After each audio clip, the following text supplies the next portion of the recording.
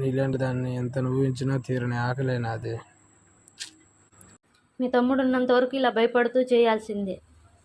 వాడిని ఏదో ఒకటి చెయ్యి.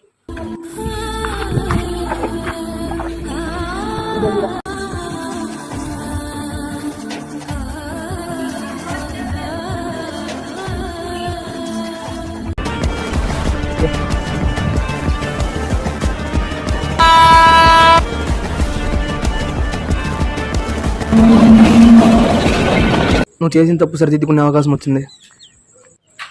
సరిదిద్దుకుంటావా లేదో నీ ఇష్టం. ఏంట్రో ఉదయాన్నే తప్పు చేయను, మారిపోయాను, అది ఇదని పతివర్త మాటలు మాట్లాడుతున్నావు. 3 ఏళ్ల క్రితం ఏం జరిగిందో మర్చిపోయావా? చిన్నప్పటి నుంచి నువ్వు నా మీద చూపించిన ప్రేమంతా అబద్ధమేనా?